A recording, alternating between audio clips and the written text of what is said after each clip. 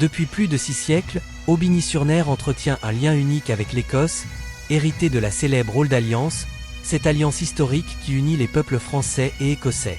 Chaque été, cette histoire reprend vie au cœur du Berry. Les rues d'Aubigny résonnent au son des cornemuses, les tartans envahissent la ville et des milliers de visiteurs viennent célébrer cette amitié exceptionnelle. Bienvenue à la 34e édition des fêtes franco-écossaises d'Aubigny-sur-Ner, dans le Cher.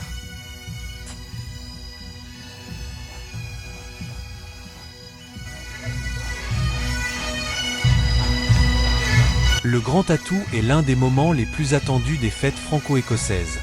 Pour cette 34e édition, 15 pipe bands venus de France, de Belgique et de Suisse se donnent rendez-vous à Aubigny-sur-Ner. Répartis en 3 groupes, ils défilent dans les rues de la Cité des Stuarts avant de se retrouver pour un final spectaculaire. Au son des cornemuses et des tambours, les traditions écossaises prennent vie et offrent aux milliers de spectateurs un show unique, où la musique, la précision des formations et la convivialité sont à l'honneur.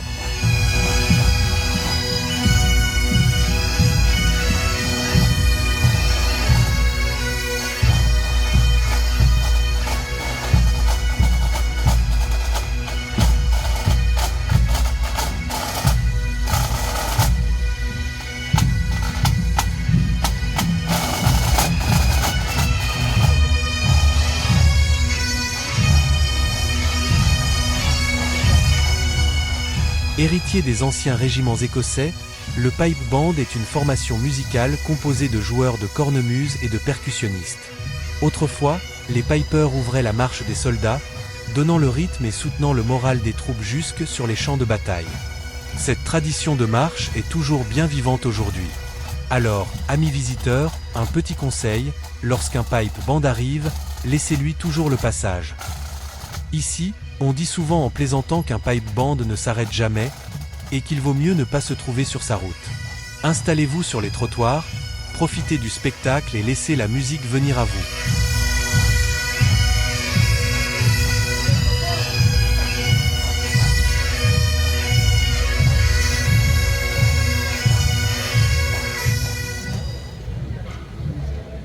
Scotland the brave, Coventry, Knights and Runs, by the center.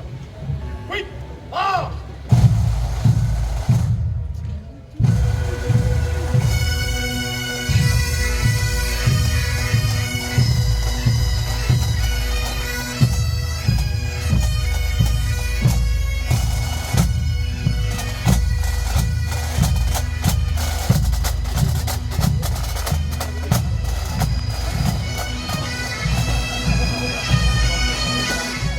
Impossible de le manquer. En tête du défilé, Peter McNamee occupe la fonction de drum major. Bien plus qu'un simple porte-drapeau, il est le chef de parade. À l'aide de sa masse, le bâton qu'il tient dans sa main, il dirige les musiciens, donne le rythme de la marche et coordonne chaque mouvement du pipe band. Une fonction prestigieuse, héritée des traditions militaires écossaises.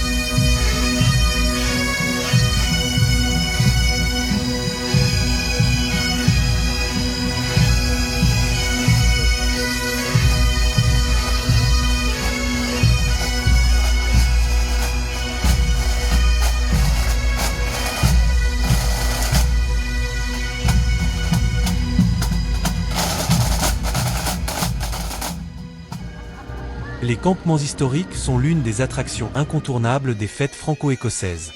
Qu'ils soient français ou écossais, ils invitent les visiteurs à remonter plusieurs siècles en arrière. Au fil des tentes, des costumes et des démonstrations, les passionnés de reconstitution historique font revivre le quotidien de l'époque médiévale. Chaque détail, chaque objet et chaque geste témoignent d'un savoir-faire transmis à travers les générations. Une véritable immersion dans l'histoire, où les traditions françaises et écossaises se rencontrent pour faire revivre un patrimoine exceptionnel. Ici, l'histoire ne se raconte pas, elle se vit.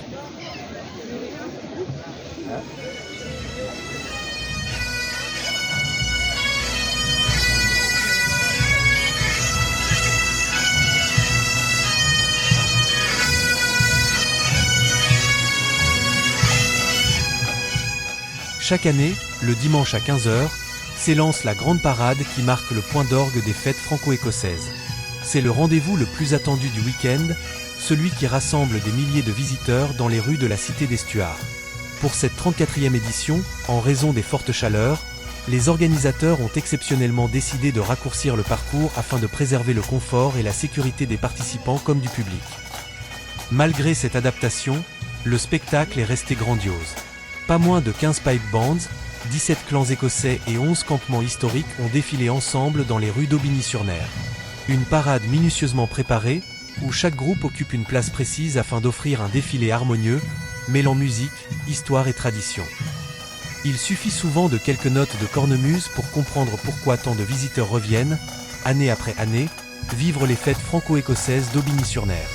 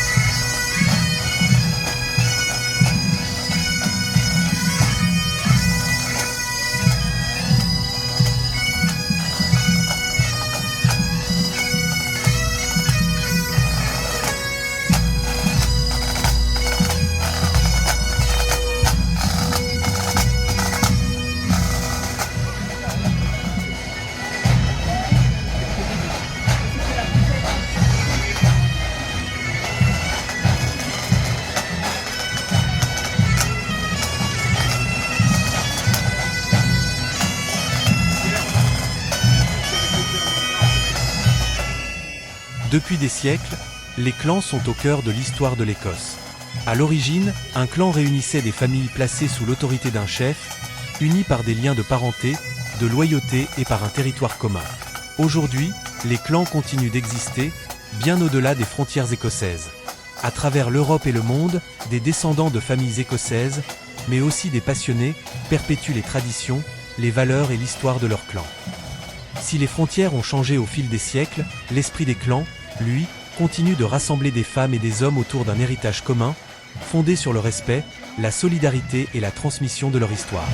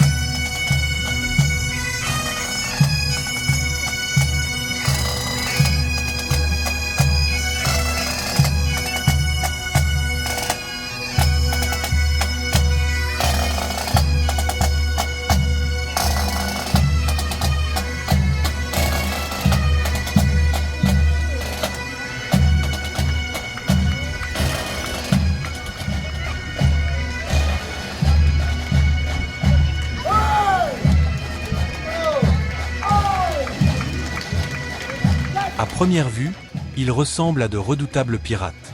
Pourtant, le tartan qu'ils portent sur les épaules ne laisse aucun doute, ils défilent sous les couleurs du clan. Fidèles à leur chef, ces marins incarnent l'esprit d'aventure qui a marqué l'histoire de certains Écossais. Corsaires au service de leur clan, ou pirates dans l'âme. À vous de vous faire votre propre idée.